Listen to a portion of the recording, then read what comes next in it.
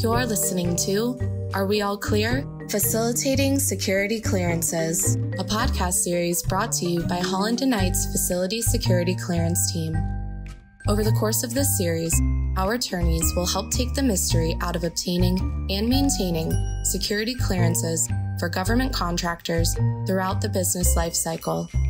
So are you ready to dive in and find out? Are we all clear? Welcome to the 6th episode of Are We All Clear?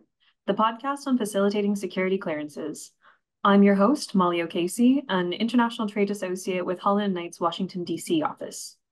This episode delves into change conditions packages, or CCPs. As the name would suggest, CCPs are essentially a notice to the government that the cleared facility has undergone certain changes. CCPs must be submitted to the Defense Counterintelligence and Security Agency, or DCSA, or to any other Cognizant Security Agency, aka a CSA.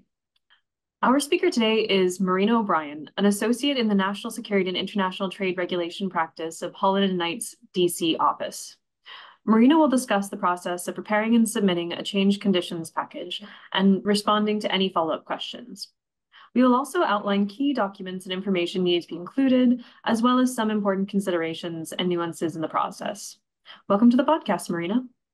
Thank you for having me, Molly. Delighted to be here. So what is a change conditions package and why do we need one? Well, a change condition package is essentially a notice requirement for cleared companies, those with a facility security clearance, and this can be found in section 117.8C of the NISPA, here go another acronym, the National Industrial Security Program Operating Manual, which is quite the mouthful. Essentially, cleared companies are required to report changes in ownership, name change, for example, when they added doing business as or DBA, any changes in legal structure, and here we are talking about perhaps reorganizing from Inc. or corporation to an LLC, which stands for a limited liability company, any changes in addresses, key management personnel, the KMP acronym, business termination or bankruptcy, as well as any changes to foreign ownership, control, or influence, also known as FOCI. As you can imagine, the government, as the regulator, should be kept abreast of any such changes, as this may impact the company's eligibility for clearance. So this is very important when it comes to FOCI, because in this case, we might have a transaction that will result in an effective ownership or control by a foreign interest, and in which case the company will need to, in addition to submitting a change condition package, let DCSA know prior to closing. So it's important to just think about all the type of changes. In addition to this being listed in the regulations, just think about essentially the information you submitted with the package when you applied for your facility clearance. If there's any key change, the government should know. Interesting. So that seems like a pretty broad set of circumstances that would trigger a CCP. I mean, I don't know if everyone would necessarily think about the implications on facility security clearances whenever they're changing their personnel. That's right. It can be varied. Some packages will be more complicated than others. So in case there's just a change of address, you move your office, that should be very straightforward and easy. But most of our cases that we work on at Holland & Knight typically involves mergers and acquisitions or divestitures. And so these are a little bit more complicated and include a variety of changes that have to be reported, including the list of KMPs, the address, the name, new ownership, and so forth. So there is a varying degree. That makes sense. Before we talk about what should be included in a CCP, let's discuss what we all fear the most, deadlines. When should the package be submitted? Well, interestingly enough, there is no regulatory deadline, but typically this is done within 2 to 4 weeks after the change occurs. So in cases such as mergers and acquisitions or a new round of fundraising, for example, for a lot of startups, this translates to about a month after signing the deal. However, if we're just reporting a name change and nothing further, as it would be expected, it will be reasonable to submit sooner than a month. That said, it's very important to note that if a cleared company has an industrial security representative or an ISR, it is a good practice to let your contact at DCSA or the Cognizant Security Agency know that there is this impending change coming up. So this is essentially a courtesy heads up. And the ISR would typically then give the company or the facility security officer at the company, to be more exact, typically a deadline for when they expect this package to be submitted. In most cases, the ISR will be okay with a 1-month deadline for the change condition package. And of course, this can be extended for good cause. Right. So you do have a bit of breathing room with the 2 to 4 weeks, but in the case of an M&A transaction, it's probably something you should be thinking about in advance. Absolutely. That's a great point. We always advise our clients to start thinking ahead of time. I know when you're in the midst of a transaction, that's the last thing you want to do. You're trying to get through the diligence process and everything else. This is an important step, and it will make things easier to start organizing and gathering information. It could be a bit complicated sometimes because the FSO, the facility security officer, is not always ready into the transaction until a week or two or in the last month before closing. And what should the CCP package actually consist of? Given the broad scope, is there anything that does not need to be included? Sure. So depending on the type of change, different type of documents will be submitted.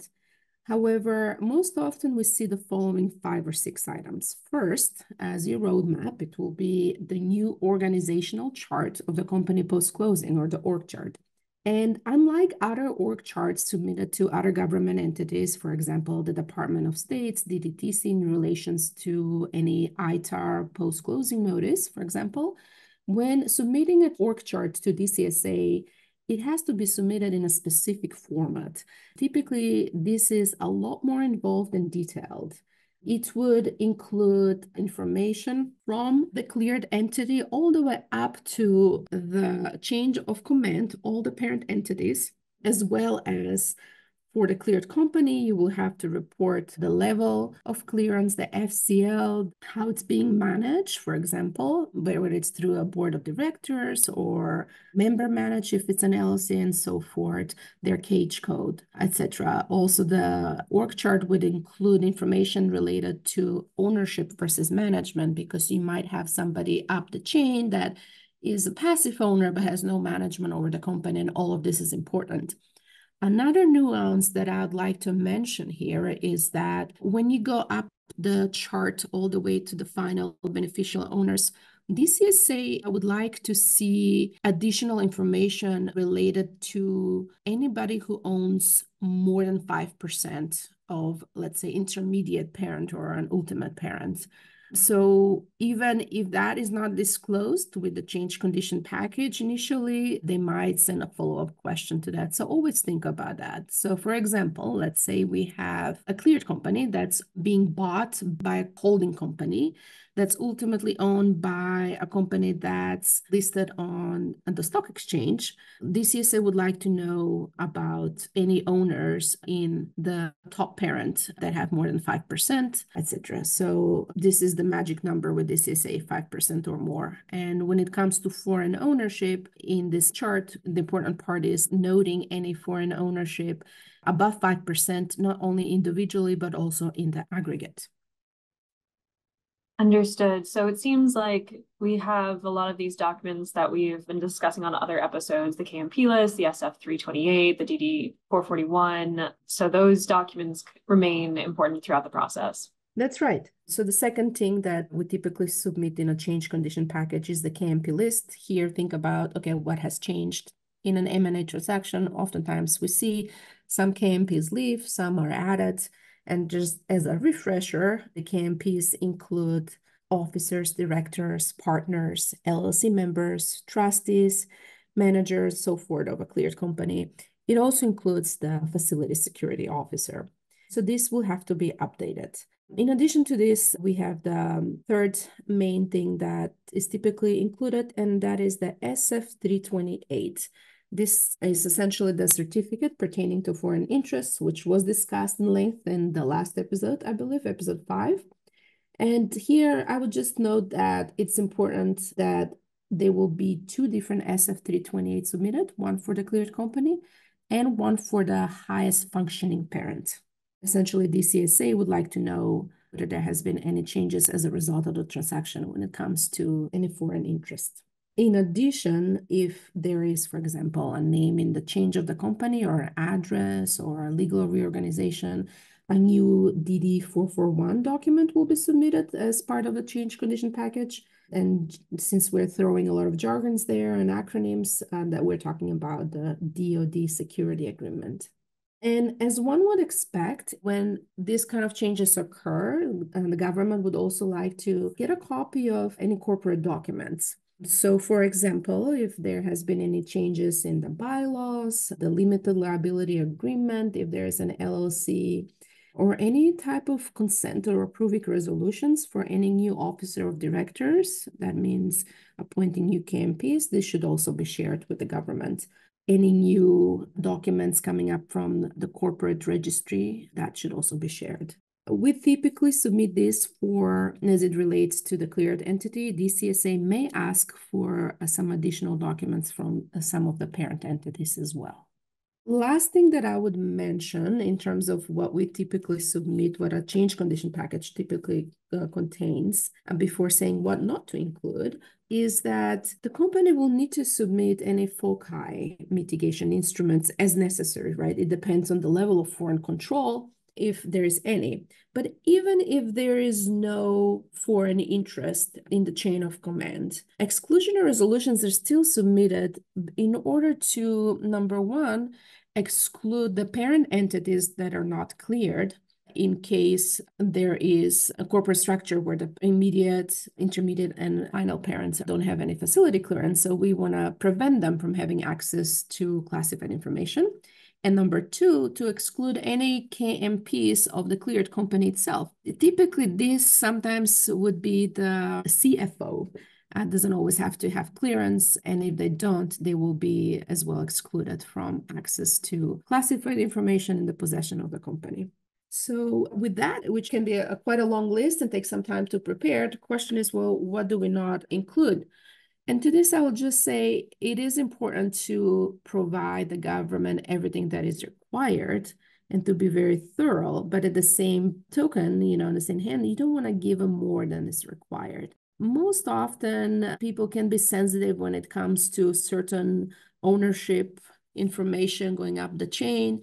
And unless they are foreign or unless the government wants to know and there's no need to disclose, that should not be voluntarily given. So there's still some room for a bit of privacy in this area. Absolutely. Who's on the hot seat for CCPs? Who has to submit them? And are there any rules on how it must be submitted? Yes, so the company's facility security officer, or the FSO, is responsible for submission. Of course, would be happy to help with preparing the package, but ultimately this person will have to do it. And it cannot be emailed. It has to be submitted via the company's National Industrial Security System, or NIS account. And this can be accessed via DCSA's website. So it has to be secure, and therefore that is the portal that's being used. Excellent. Do you have any tips to share for submitting a CCP? Any parting thoughts that you'd like to share? Sure. So in addition to being thorough but non-volunteer things you don't have to say, I would say don't forget to update other government-related databases. So for example, if there is a name change or change in ownership, you should update the company's records in your local state where registered, right? That's given. But also don't forget the system for award management, or SAM.gov, and also any account you might have with the defense logistic agencies. You might need to update that as well. And finally, if the company is no longer working on any classified information in connection with the US government contract or even a foreign government, you should tell the government, because you no longer have a need to hold a facility clearance. So that's another type of change, right? It would be no longer having the need. You're still working on classified contracts. Gotcha. So if it interests one government agency, it potentially interests multiple. Correct. Especially, I mean, this is important for all the government contractors. And so they work with several regulatory schemes at the same time, and they have to be cognizant of all of those requirements. And all these requirements, of course, run in parallel. So it's not necessarily one after another. Brilliant. Thank you so much for your thoughts, Marina. Absolutely. Happy to help.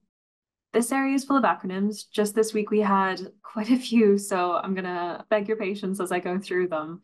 There's the Changed Conditions Packages, or CCPs, Defense Counterintelligence and Security Agency, or DCSA, Cognizant Security Agency, CSA, National Industrial Security Program Operating Manual, or NISPOM, Key Management Personnel, or KMPs, Foreign Ownership Control or Influence, FOCI, Industrial Security Representative, or ISR, Facility Security Officer, or FSO, the National Industrial Security System, or NISS, pronounced NIS, Standard Form 328, SF 328, DD 441, or the DoD Security Agreement, Commercial and Government Entity Code, or CAGE Code, System for Award Management Account, SAM.gov, and Defense Logistics Agency, DLA databases.